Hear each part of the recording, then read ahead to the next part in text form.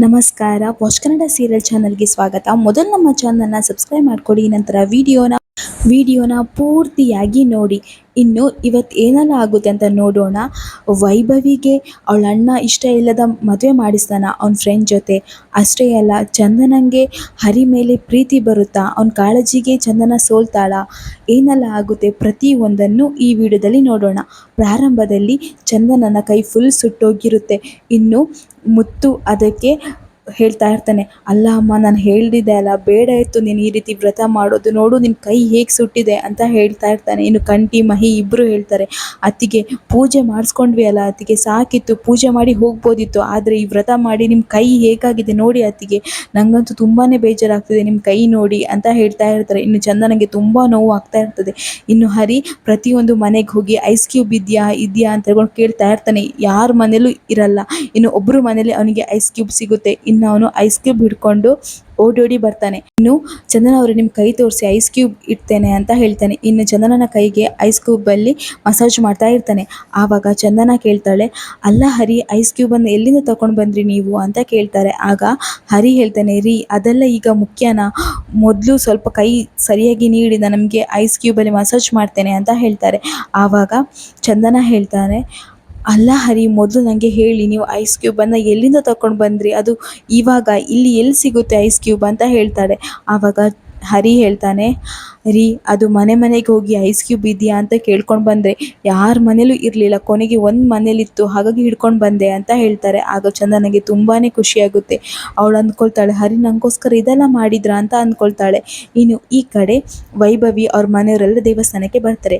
ಆಗ ವೈಭವಿ ಹೇಳ್ತಾಳೆ ಅವಳಮ್ಮನಿಗೆ, ಅಲ್ಲ ಅಮ್ಮ, ನಂಗೆ ಯಾಕೋ ಡೌಟ್ ಬರ್ತಿದೆ, ನೀವು ಹೇಳಿದ್ರಿ ದೇವಸ್ಥಾನ ಫುಲ್ ರಶ್ ಇರ್ತದೆ ಅಂತ ಹೇಳಿ, ಆದರೆ ಇಲ್ಲಿ ಯಾರೂ ಇಲ್ಲ ಅಲ್ವಾ, ಏನಾದರೂ ನನ್ನ ಹತ್ರ ಮುಚ್ಚಿಡ್ತಿದ್ದೀರಾ, ಏನೋ ಪ್ಲ್ಯಾನ್ ಮಾಡ್ತಿದ್ದೀರಾ ಅಂತ ಕೇಳ್ತಾಳೆ ವೈಭವಿ. ಆಗ ಅವರಮ್ಮ ಹೇಳ್ತಾರೆ, ಏನೇ ಪ್ಲ್ಯಾನ್ ಮಾಡೋದು, ದೇವಸ್ಥಾನಕ್ಕೆ ಬಂದಿದ್ದೀವಿ ಕಣೆ, ಈಗ ಜನ ಇಲ್ಲ, ಹೌದು ಮತ್ತೆ ಜನ ಬರ್ತಾರೆ ಕಣೆ, ಬಾರೆ ಅಂತ ಹೇಳ್ತಾರೆ. ಆಗ ಅವರ ಅಪ್ಪ ಹೇಳ್ತಾರೆ, ಹೌದು ವೈಭವಿ, ಇವಾಗ ಜನ ಇಲ್ಲ, ಮತ್ತೆ ಬರ್ತಾರೆ, ನೀನು ಮೊದಲು ದೇವಸ್ಥಾನಕ್ಕೆ ಬಾ, ಪೂಜೆ ಮಾಡೋಣ ಅಂತ ಹೇಳ್ತಾರೆ. ಆವಾಗ ವೈಭವಿ ಹೇಳ್ತಾಳೆ, ಅಲ್ಲ, ನಾನು ಇಲ್ಲಿವರೆಗೂ ಫ್ಯಾಮಿಲಿ ಸಮೇತ ದೇವಸ್ಥಾನಕ್ಕೆ ಬಂದಿದ್ದೇ ನೋಡಲಿಲ್ಲ, ಅಂಥದ್ರಲ್ಲಿ ಇವತ್ತೇನು ಸ್ಪೆಷಲ್ ಆಗಿ ಫ್ಯಾಮಿಲಿ ಸಮೇತ ದೇವಸ್ಥಾನಕ್ಕೆ ಬಂದಿದ್ದೇವೆ ಅಂತ ಹೇಳ್ತಾಳೆ. ಆಗ ವೈಭವಿ ಅಮ್ಮ ಹೇಳ್ತಾರೆ, ಅಯ್ಯೋ ನಿಂಗೆ ಯಾಕೆ ಅದಲ್ಲ, ಇವಾಗ ದೇವಸ್ಥಾನದ ಹೊರಗೆ ನಿಂತು ಏನಾದರೂ ಹೇಳ್ತಾರಾ, ಈ ರೀತಿ ವಾದ ಮಾಡ್ತಾರಾ, ಮೊದಲು ದೇವಸ್ಥಾನಕ್ಕೆ ಒಳಗೋಗಿ ದೇವರ ದರ್ಶನ ಮಾಡೋಣ ಬಾ ಅಂತ ಹೇಳಿ ಅವಳನ್ನು ಒಳಗೆ ಕರ್ಕೊಂಡು ಹೋಗ್ತಾರೆ. ಇನ್ನು ದೇವಸ್ಥಾನದಲ್ಲಿ ಪ್ರಾರ್ಥನೆ ಮಾಡ್ತಾ ಇರ್ತಾರೆ. ಇನ್ನು ವೈಭವಿ ಹೇಳ್ತಾಳೆ, ಆದಷ್ಟು ಬೇಗ ಕಂಠಿ ಜೊತೆ ನನ್ನ ಮದುವೆ ಆಗಲಿ ಹೇಳ್ಕೊಂಡು ದೇವ್ರ ಹತ್ರ ಪ್ರಾರ್ಥನೆ ಮಾಡ್ಕೊಳ್ತಾ ಇರ್ತಾಳೆ. ಇನ್ನು ವೈಭವಿ ಅಪ್ಪ ಅಮ್ಮ ಹೇಳ್ತಾ ಇರ್ತಾರೆ, ದೇವ್ರೆ ಈ ಮದುವೆಗೆ ಯಾವುದೇ ವಿಘ್ನ ಬರಬಾರ್ದು, ಹೇಗಾದರೂ ಮಾಡಿ ವೈಭವಿ ಮದುವೆ ಇವತ್ತು ಮಾಡಿಸೇ ಬಿಡಬೇಕು ಅಂತ ಹೇಳ್ಕೊಂಡು ಅವರ ಅಪ್ಪ ಅಮ್ಮ ಕೇಳ್ಕೊಳ್ತಾ ಇರ್ತಾರೆ. ಆವಾಗ ಅಲ್ಲಿಗೆ ಅವಳ ಅಣ್ಣ ಕೂಡ ಬರ್ತಾನೆ. ಇನ್ನು ಅವಳ ಅಣ್ಣ ಸನ್ನೆ ಮಾಡ್ತಾ ಇರ್ತಾನೆ, ಹೇಗಾದರೂ ಮಾಡಿ ಅವಳನ್ನು ಹಸೆಮಣೆ ಹತ್ರ ಕರ್ಕೊಂಡು ಬನ್ನಿ ಅಂತ ಹೇಳ್ಕೊಂಡು. ಇನ್ನು ವೈಭವಿ ಹಸೆಮಣೆ ಹತ್ರ ಹೋಗ್ತಾಳೆ. ಆಗ ಅವನ ಫ್ರೆಂಡ್ ಮದುವೆ ಗೆಟಪ್ಪಲ್ಲಿ ಇರ್ತಾನೆ, ಮಂಜ.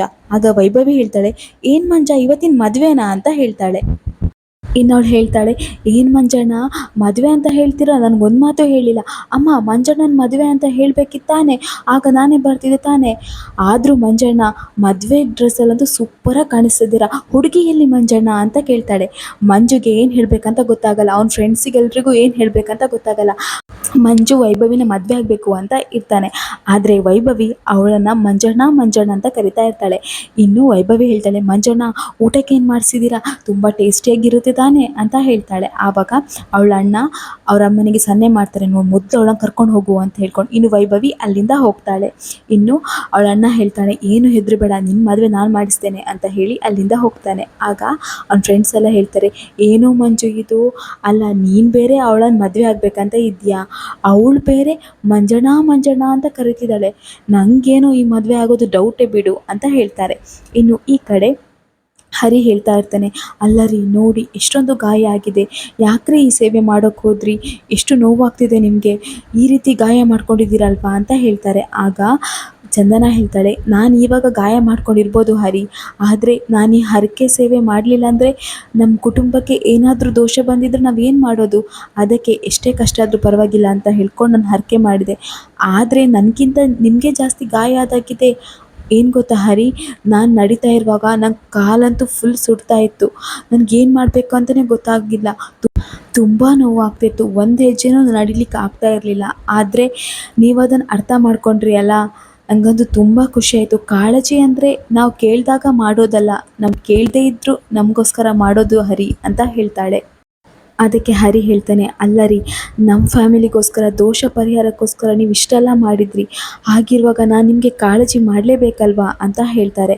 ಇನ್ನು ನಿಜ ಹೇಳಬೇಕಾ ಹರಿ, ಈ ಕಾಳಜಿಗೆ ನನ್ನ ನೋವೆಲ್ಲ ಮಾಯ ಆಯಿತು ಅಂತ ಹೇಳ್ತಾಳೆ ಚಂದನ. ಆವಾಗ ಅಲ್ಲಿಗೆ ಶಂಕರಣ್ಣ ಬರ್ತಾರೆ. ಶಂಕರಣ್ಣ ಬಂದು ಹೇಳ್ತಾರೆ, ನೀವು ಇಲ್ಲಿದ್ದೀರಾ, ಪೂಜೆ ಇನ್ನೂ ಮುಗಿಲಿಲ್ಲ, ಈಗ ನೀವು ಸಿಹಿ ಪೊಂಗಲ್ ಮಾಡಿ ದೇವರಿಗೆ ನೈವೇದ್ಯ ಇರಬೇಕು, ಆಮೇಲೆ ಮಹಾಮಂಗಳಾರತಿ ಆಗುತ್ತೆ, ಆವಾಗ ಪೂಜೆ ಪರಿಪೂರ್ಣವಾಗುತ್ತೆ, ನಿಮ್ಮ ಹರಕೆ ಕೂಡ ಪರಿಪೂರ್ಣವಾಗುತ್ತೆ ಅಂತ ಹೇಳ್ತಾರೆ. ಆವಾಗ ಮುತ್ತು ಹೇಳ್ತಾರೆ, ಹೌದಾ ಶಂಕರಣ್ಣ, ಆಯಿತು ಬಿಡಿ, ನಾನೇ ಮಾಡ್ತೇನೆ ಬನ್ನಿ ಅಂತ ಹೇಳ್ತಾರೆ. ಆಗ ಶಂಕರಣ್ಣ ಹೇಳ್ತಾರೆ, ಇಲ್ಲ ಮುತ್ತಪ್ಪ, ನೀವು ಮಾಡೋ ಹಾಗಿಲ್ಲ, ಯಾರು ಅಗ್ನಿಕುಂಡನ ಹಿಡ್ಕೊಂಡಿದ್ದಾರೋ, ಸೇವೆ ಸಲ್ಲಿಸಿದಾರೋ ಅವರೇ ಸಿಹಿ ಪೊಂಗಲ್ ಮಾಡಬೇಕು ಅಂತ ಹೇಳ್ತಾರೆ.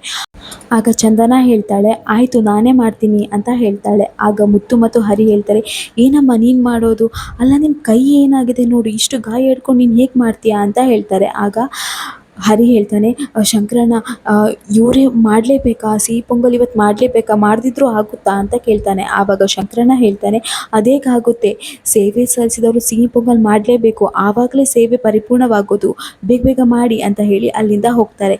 ಇನ್ನು ಚಂದನ ಹೇಳ್ತಾಳೆ, ನಾನೇ ಮಾಡ್ತೇನೆ ಮುತ್ತು ಅಣ್ಣ, ನಂಗೆ ನೀವು ಹೇಗೆ ಮಾಡೋದು ಅಂತ ಹೇಳಿಕೊಡಿ, ನಾನೇ ಮಾಡ್ತೇನೆ ಅಂತ ಹೇಳ್ತಾಳೆ. ಆಗ ಹರಿ ಹೇಳ್ತಾನೆ, ರೀ ಬೇಡ ರೀ ಅಂತ ಹೇಳ್ತಾನೆ. ಆಗ ಚಂದನ ಹೇಳ್ತಾಳೆ, ನೀವು ಕೇಳಿದ್ರಲ್ಲ ಅವ್ರ ಮಾತು, ಪೂಜೆ ಪರಿಪೂರ್ಣವಾಗಬೇಕಂತ ಹೇಳಿದರೆ ನಾನು ಸಿಹಿ ಪೊಂಗಲ್ ಮಾಡಲೇಬೇಕು, ಮುತ್ತು ಅಣ್ಣ ನೀವು ಬನ್ನಿ ನನಗೆ ಹೇಳ್ಕೊಡಿ ಅಂತ ಹೇಳಿ ಅವಳು ಸಿಹಿ ಪೊಂಗಲ್ ಮಾಡಲಿಕ್ಕೆ ಮುತ್ತನ್ನು ಕರ್ಕೊಂಡು ಹೋಗ್ತಾಳೆ. ಇನ್ನು ಈ ಕಡೆ ವೈಭವಿ ಅಮ್ಮ ಹೇಳ್ತಾ ಇರ್ತಾರೆ, ಅಲ್ಲ ಕಣೆ, ಯಾರ ಹತ್ರ ಏನು ಮಾತಾಡಬೇಕು ಅಂತ ಗೊತ್ತಾಗಲ್ವಾ ನಿಂಗೆ ಅಂತ ಹೇಳ್ಕೊಂಡು ಬೈತಾ ಇರ್ತಾರೆ.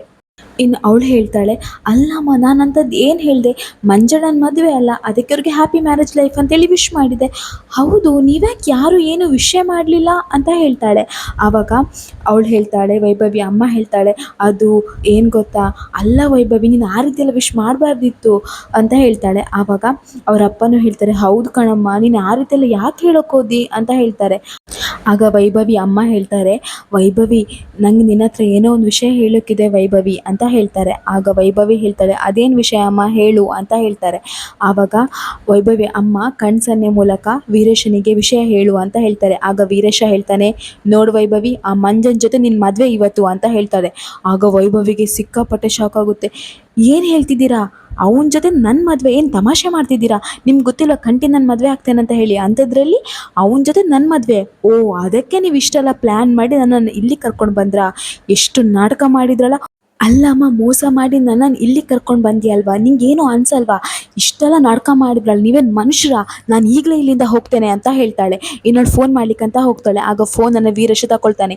ಇನ್ನು ವೀರೇಶ ಹೇಳ್ತಾನೆ, ನೋಡು ವೈಭವಿ, ನೀನು ಮಂಜನ್ ಮದುವೆ ಆಗಲೇಬೇಕು ಅಂತ ಹೇಳ್ತಾರೆ. ಇನ್ನು ವೈಭವಿ ಹೇಳ್ತಾಳೆ, ನನ್ನ ಮದುವೆ ಆಗಲ್ಲ, ನಿಂಗೆ ಏನು ಮಾಡೋಕ್ಕಾಗುತ್ತೆ ಮಾಡ್ಕೊ ಹೋಗು ಅಂತ ಹೇಳ್ತಾರೆ. ಇನ್ನು ವೈಭವಿ ಅಮ್ಮ ಹೇಳ್ತಾರೆ, ನೋಡು ವೈಭವಿ, ನಿನ್ನ ಮಂಜನ ಮದುವೆ ಆದರೆ ತುಂಬ ಚೆನ್ನಾಗಿರ್ತೀಯ ಕಣೆ ಅಂತ ಹೇಳ್ತಾರೆ. ಇನ್ನು ವೈಭವಿ ಅಪ್ಪನೂ ಹೇಳ್ತಾರೆ, ನೋಡ್ಕಂದ ನಿನ್ನ ಮಂಜನ್ನೇ ಮದುವೆ ಆಗು, ಆ ಕಂಟಿ ಹತ್ರ ಏನಿದೆ, ಅವನ ಹತ್ರ ಏನೂ ಇಲ್ಲ, ಮಂಜನ ಮದುವೆ ಆದರೆ ನೀನು ತುಂಬ ಚೆನ್ನಾಗಿರ್ತೀವಿ ವೈಭವಿ ಅಂತ ಹೇಳ್ತಾರೆ. ಆಗ ವೈಭವಿ ಹೇಳ್ತಾಳೆ, ನೋಡಿ ನಾನು ಯಾರನ್ನು ಮದುವೆ ಆದರೆ ಚೆನ್ನಾಗಿರ್ತೇನೆ ಅಂತ ಹೇಳಿ ನಂಗೆ ಗೊತ್ತಿದೆ, ನಾನು ಕಂಟಿನೇ ಮದುವೆ ಆಗೋದು, ಅವನನ್ನೇ ಪ್ರೀತಿಸ್ತಾ ಇದ್ದೇನೆ, ಅವನನ್ನೇ ಮದುವೆ ಆಗ್ತೀನಿ, ಮುಂದಿನ ಜನ್ಮದಲ್ಲೂ ಈ ಜನ್ಮದಲ್ಲೂ ಎಲ್ಲ ನಂಗೆ ಅವನೇ ಅಂತ ಹೇಳ್ತಾರೆ. ಆಗ ವೀರೇಶ್ ಹೇಳ್ತಾನೆ, ನೋಡಮ್ಮ ಇವಳಂತೂ ನಮ್ಮ ಮಾತು ಕೇಳಲ್ಲ ಅಂತ ಹೇಳ್ತಾರೆ. ಆಗ ವೈಭವಿ ಅಮ್ಮ ಹೇಳ್ತಾಳೆ, ನೋಡು ವೈಭವಿ, ನೀನೇನಾದರೂ ನಮ್ಮ ಮಾತು ಕೇಳಿಲ್ಲ ಅಂದರೆ ನಾವಂತೂ ಇರಲ್ಲ ಕಣೆ, ನಾವಂತೂ ಇರಲ್ಲ ಅಂತ ಹೇಳ್ತಾರೆ. ಆಗ ವೈಭವಿ ಹೇಳ್ತಾಳೆ, ಮೊದಲು ಆ ಕೆಲಸ ಮಾಡಿ, ನಿಮ್ಮಿಂದ ಏನು ಪ್ರಯೋಜನ ನನಗೆ, ನಾನಂತೂ ಇಲ್ಲಿ ಒಂದು ಕ್ಷಣನೂ ನಿಲ್ಲಲ್ಲ ಅಂತ ಹೇಳಿ ಅಲ್ಲಿಂದ ಹೋಗ್ಲಿಕ್ಕೆ ನೋಡ್ತಾಳೆ. ಆಗ ವೀರೇಶ ಹೇಳ್ತಾನೆ, ಹಿಡ್ಕೊಳ್ಳಿ ಅವಳನ್ನು ಅಂತ ಹೇಳ್ಕೊಂಡು 3 ಜನನು ಅವಳನ್ನು ಹಿಡ್ಕೊಂಡು ಹಸಿ ಮನೆ ಹತ್ರ ಬಂದು ಕೂತ್ಕೊಳಿಸ್ತಾರೆ.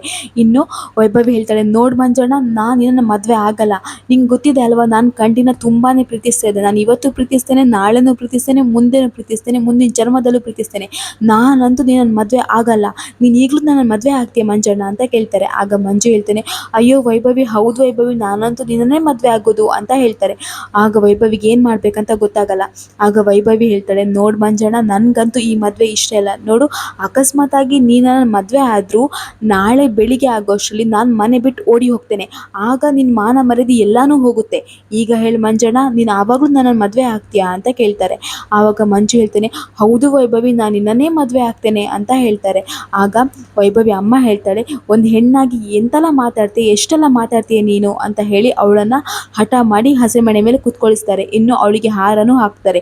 ಇನ್ನು ಆ ಮದುವೆಗೆ ತುಂಬ ಜನ ಗಿಫ್ಟ್ ಇಟ್ಕೊಂಡು ಬರ್ತಾರೆ. ಆಗ ವೈಭವಿ ಹೇಳ್ತಾಳೆ, ನೀವೆಲ್ಲ ಬಂದ್ರಾ? ಅಲ್ಲ ನನಗೆ ಮದುವೆ ಇಷ್ಟ ಇಲ್ಲ, ಆದರೂ ನೀವು ಯಾಕೆ ಗಿಫ್ಟ್ ಇಟ್ಕೊಂಡು ಬಂದಿದ್ದೀರಾ ಅಂತ ಕೇಳ್ತಾರೆ. ಆಗ ಅವರೆಲ್ಲ ಹೇಳ್ತಾರೆ, ಬೇಗ ಬೇಗ ಮದುವೆ ಆಗಿ ಕಣಮ್ಮ, ನಮಗಂತೂ ಹೊಟ್ಟೆ ಹಸಿವು ಆಗ್ತಿದೆ ಅಂತ ಹೇಳ್ತಾರೆ. ಆಗ ವೈಭವಿ ಹೇಳ್ತಾಳೆ, ಅಲ್ಲ ನಿಮ್ಗೇನು ಅನ್ಸಲ್ವಾ, ನನಗೆ ಮದುವೆ ಇಷ್ಟ ಇಲ್ಲ, ಯಾರಾದರೂ ಪೊಲೀಸರಿಗೆ ಕಾಲ್ ಮಾಡಿ, ಅಟ್ಲೀಸ್ಟ್ ಕಂಟಿಗಾದರೂ ಕಾಲ್ ಮಾಡಿ ಅಂತ ಹೇಳ್ತಾರೆ. ಆಗ ಅವ್ರು ಯಾರು ಏನೂ ಮಾಡಲ್ಲ, ಅವರೆಲ್ಲ ಫೋನಲ್ಲಿ ವಿಡಿಯೋ ಮಾಡ್ಕೊಳ್ತಾ ಇರ್ತಾರೆ. ಇನ್ನು ವೀರೇಶ್ ಹೇಳ್ತಾನೆ, ನೋಡ್ ವೈಭವಿ, ಇಲ್ಲಿ ಯಾರು ನಿಂಗೆ ಸಹಾಯ ಮಾಡಲ್ಲ, ಅಷ್ಟೇ ಅಲ್ಲ ನಿನ್ನ ಕಂಟಿನೂ ಇಲ್ಲಿಗೆ ಬರಲ್ಲ, ಅವ್ನು ದೂರದಲ್ಲಿದ್ದಾನೆ, ಒಂದು ವೇಳೆ ಅವ್ನು ಬಂದರೂ ಕೂಡ ಅವ್ನ ಎದುರಿಗೆ ನಿನ್ನ ಮದುವೆ ನಾನು ಮಾಡಿಸ್ತೇನೆ ಅಂತ ಹೇಳ್ತಾರೆ. ಆಗ ವೈಭವಿಗೆ ಏನು ಮಾಡಬೇಕು ಅಂತಲೇ ಗೊತ್ತಾಗಲ್ಲ. ಇನ್ನು ಮಂಜ ವೈಭವಿಗೆ ತಾಳಿ ಕಟ್ಟಬೇಕು ಅಂತ ಹೋಗ್ತಾನೆ. ಆಗ ವೈಭವಿ ಮಂಜನ ಕೈಯನ್ನು ದೂಡಿ ಎದ್ದು ನಿಂತು ಹೇಳ್ತಾಳೆ, ನೋಡಿ ನಾನೀಗ 3 ತಿಂಗಳು ಪ್ರೆಗ್ನೆಂಟ್ ಅಂತ ಹೇಳ್ತಾಳೆ. ಆಗ ಮನೆಯವ್ರು ಎಲ್ರಿಗೂ ಶಾಕ್ ಆಗುತ್ತೆ, ವೀರೇಶಂಗ ಅವ್ರ ಅಪ್ಪ ಅಮ್ಮನಿಗೆಲ್ರಿಗೂ ಶಾಕ್ ಆಗುತ್ತೆ, ಇನ್ನು ಮಂಜಂಗಂತೂ ತುಂಬಾ ಶಾಕ್ ಆಗುತ್ತೆ. ಆಗ ಅವ್ರ ಅಮ್ಮ ಹೇಳ್ತಾರೆ, ಏನೇ ಹೇಳ್ತಿದ್ಯಾ ನೀನು ಅಂತ ಹೇಳ್ತಾರೆ. ಆಗ ವೀರೇಶ್ ಹೇಳ್ತಾರೆ, ನೋಡು ಸುಳ್ಳು ಹೇಳ್ಬೇಡ ನೀನು ಅಂತ ಹೇಳ್ತಾರೆ. ಆಗ ವೈಭವಿ ಹೇಳ್ತಾಳೆ, ನಾನ್ಯಾಕೋ ಸುಳ್ಳು ಹೇಳಿ, ನಿನ್ನೆ ಅಷ್ಟೇ ಕನ್ಫರ್ಮ್ ಮಾಡಿಕೊಂಡೆ, ಹೌದು ಇದಕ್ಕೆ ನನ್ನ ಮಗುಗೆ ಅಪ್ಪ ಕಂಟಿಯೇ, ನಿಮಗೆಲ್ಲ ಗೊತ್ತಿದೆ ತಾನೇ ನಾನು ಕಂಟಿನ ತುಂಬ ಪ್ರೀತಿಸ್ತಾ ಇದ್ದೇನೆ ಅಂತ ಹೇಳಿ. ನಾನು ನಿನ್ನೆ ನಿಮ್ಮ ಹತ್ರ ಎಲ್ಲ ಹೇಳಬೇಕು ಅಂತ ಅಂದ್ಕೊಂಡೆ, ಆದರೆ ನೀವು ಇಷ್ಟರಲ್ಲಿ ಈ ರೀತಿ ಎಲ್ಲ ಮಾಡಿಬಿಟ್ರಿ. ನೋಡು ಮಂಜಣ್ಣ, ನನ್ನ ಹೊಟ್ಟೆಯಲ್ಲಿ ಕಂಟಿ ಮಗು ಇದೆ, ನಾನು ಏನಿದ್ರು ಕಂಟಿಗೆ ಸ್ವಂತ ನಾನು, ಈಗಲೂ ಹೇಳು, ಈಗಲೂ ನಿನ್ನ ಮದುವೆ ಆಗ್ತೀಯಾ ಅಂತ ಕೇಳ್ತಾಳೆ ವೈಭವಿ. ಆಗ ವೀರೇಶ ಹೇಳ್ತಾನೆ, ನೋಡು ಮಂಜು, ಇವಳು ಸುಳ್ಳು ಹೇಳ್ತಿದ್ದಾಳೆ, ನಿಂಗೆ ಗೊತ್ತಿಲ್ಲ, ಇವಳು ಬರೀ ಸುಳ್ಳು ಹೇಳ್ತಿದ್ದಾಳೆ, ಹಾಗೇನೂ ಇಲ್ಲ, ಮಂಜು ನಿನ್ನ ಮದುವೆ ಆಗು ಇವಳನ್ನ ಅಂತ ಹೇಳ್ತಾಳೆ. ಆಗ ಮಂಜು ಹೇಳ್ತಾನೆ, ಸಾಕು ಸುಮ್ಮನಿರು ವೀರೇಶ, ನೀನು ಏನಂತ ಹೇಳಿದ್ಯಾ, ಕಂಟಿನ ಪ್ರೀತಿ ಮಾಡ್ತಿದ್ದಾಳೆ ಅಂತ ಹೇಳಿದೆ, ಅದಕ್ಕೆ ನಾನು ಹೇಳಿಸ್ಕೊಂಡೆ, ಪರವಾಗಿಲ್ಲ ನಾನು ಮದುವೆ ಆಗ್ತೇನೆ ಅಂತ ಅಂದ್ಕೊಂಡೆ, ಆದರೆ ಇವಳು ಈ ರೀತಿ ಮಾಡ್ಕೊಂಡ್ಬಂದಿದ್ದಾಳೆ, ನಾನಂತೂ ಇವಳನ್ನ ಮದುವೆ ಆಗಲ್ಲ ಅಂತ ಹೇಳ್ಕೊಂಡು ಅವರಿಗೆ ಬೈದು ಅಲ್ಲಿಂದ ಅವನ ಫ್ರೆಂಡ್ಸ್ ಕರ್ಕೊಂಡು ಅವ್ನು ಅಲ್ಲಿಂದ ಹೋಗ್ತಾನೆ. ಇನ್ನು ಊರಿನವರೆಲ್ಲ ಹೋಗ್ತಾರೆ. ಇನ್ನು ವೈಭವಿ ಅಮ್ಮ ಗೋಳಾಡ್ತಾ ಇರ್ತಾಳೆ, ಅಯ್ಯೋ ಏನಾಯಿತು, ನನ್ನ ಮಗಳ ಪರಿಸ್ಥಿತಿ ಏನು, ಯಾಕೆ ಹೀಗೆ ಮಾಡ್ಕೊಂಡು, ಯಾಕೆ ಹೀಗೆ ಮಾಡಿದ್ದೆ ಅಂತ ಹೇಳ್ಕೊಂಡು ತುಂಬಾ ದುಃಖ ಪಡ್ತಾ ಇರ್ತಾರೆ. ಇನ್ನು ವೈಭವಿ ಮಾಸ್ಟರ್ ಪ್ಲಾನ್ ಅವ್ರು ಯಾರಿಗೂ ಗೊತ್ತಿರಲ್ಲ, ವೈಭವಿ ಮನಸ್ಸೊಳಗೆ ನಗ್ತಾ ಇರ್ತಾಳೆ. ಇಲ್ಲಿಗೆ ಈ ವಿಡಿಯೋ ಮುಗಿಯುತ್ತೆ. ಮುಂದಿನ ವಿಡಿಯೋದಲ್ಲಿ ಏನೆಲ್ಲ ಆಗುತ್ತೆ, ವೈಭವಿ ಪ್ರೆಗ್ನೆಂಟ್ ಅಲ್ಲ ಅಂತ ಹೇಳಿ ಸತ್ಯ ಗೊತ್ತಾಗುತ್ತಾ, ಅಥವಾ ಕಂಟಿ ಬಗ್ಗೆ ಮನೆಯವರು ತಪ್ಪು ತಿಳ್ಕೊಳ್ತಾರಾ, ಮುತ್ತಿಗೆ ಮದುವೆ ಯೋಗ ಬರುತ್ತಾ ಮಹಿಮನ್ ಜೊತೆ, ಅಷ್ಟೇ ಅಲ್ಲ ಚಂದನಗೆ ಹರಿ ಮೇಲೆ ಪ್ರೀತಿ ಬರುತ್ತಾ, ಅವಳಿಗೆ ಕಾಳಜಿಯ ಪ್ರೀತಿಯಾಗಿ ಬದಲಾಗುತ್ತಾ, ಎಲ್ಲನೂ ನಾಳೆ ವಿಡಿಯೋದಲ್ಲಿ ನೋಡೋಣ. ಅಲ್ಲಿವರೆಗೂ ನಮ್ಮ ವಾಚ್ ಕನ್ನಡ ಸೀರಿಯಲ್ ಚಾನಲ್ನ ದಯಮಾಡಿ ಸಬ್ಸ್ಕ್ರೈಬ್ ಮಾಡ್ಕೊಳ್ಳಿ, ಹಾಗೂ ನಿಮ್ಮ ಊಹೆಗಳನ್ನು ಅಭಿಪ್ರಾಯಗಳನ್ನು ಕಮೆಂಟ್ ಮೂಲಕ ತಿಳಿಸಿ. ನಿಮ್ಮ ಬೆಂಬಲ ಸದಾ ನಮ್ಮ ಮೇಲೆ ಹೀಗೆ ಇರಲಿ.